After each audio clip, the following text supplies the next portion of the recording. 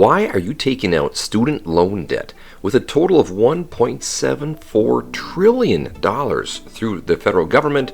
You gotta ask yourself, what is going on? Hey, thank you so much for checking the channel out today. My name is Agabus, and today we're tackling student loan debt. According to nerdwallet.com, student loan debt has hit $1.74 trillion as of September 2023, and there is no slowing down. If you're planning to take out some debt for student loans, you need to have some rough ideas of what you're getting yourself into. Let's take a look here at some average debt. Bachelor's degree, the most common degree here. An average debt upon graduating, you would have $29,000 and some change to pay back.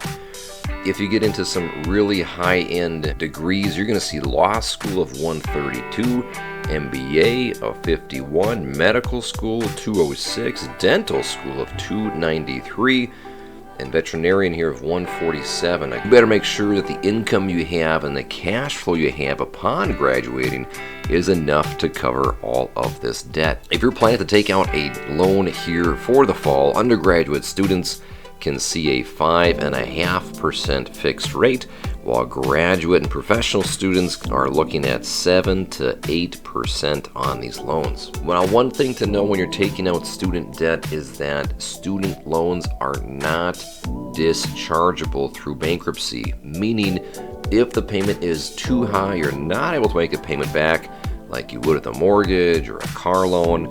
Student loans, they cannot be wiped clean through a bankruptcy.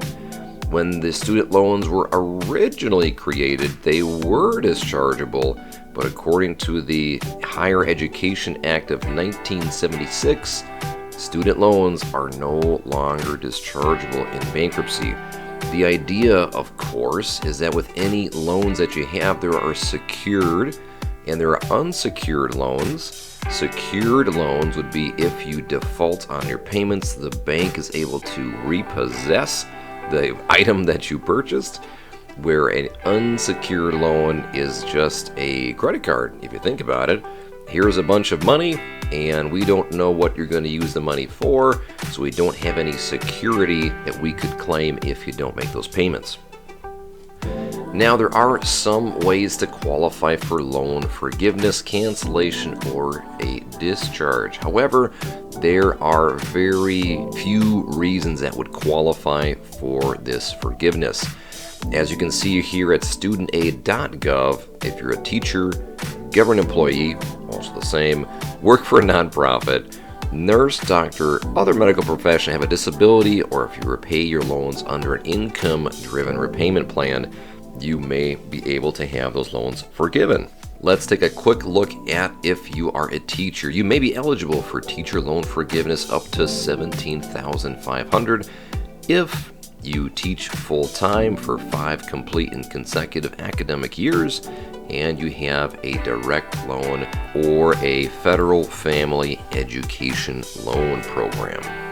Now, for the rest of us who have student loans, if those are not being forgivable, you can take a look at a few different ways to repay those. Over here at nerdwallet.com, there is a standard repayment which lasts 10 years.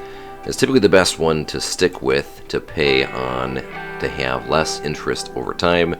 There's income-driven repayments, graduated repayments, and extended repayments. Income-driven option ties again to your income. If you don't make enough, they don't want the loan to be too much of a percentage of your cash flow, so they will cap how much you are able to pay off or how much is required. Graduated repayments lowers your monthly payment and then increases it as you graduated repayments lowers your monthly payment, and then it increases every couple of years over time. And of course, the extended repayment starts payments out low and then increases those every couple of years and continues for 25 years. If you'd like a deep dive into the complete history of student loans, I recommend the article at bankrate.com. There's a lot of interesting tidbits here when it comes to how student loans were created and why, who voted for them and who didn't, and who it has affected over the course of time.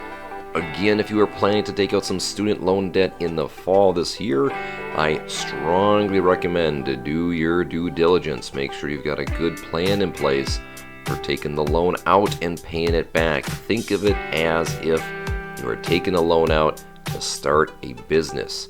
The business of whatever your job or whatever your income plan is after graduating, because you had better pay that back. Thank you so much for checking the channel out here today. As always, stay informed, stay inquisitive, and stay subscribed for more. And tell me what you would like to learn next in the comment section below. Thank you so much for watching to the end. We'll see you next time.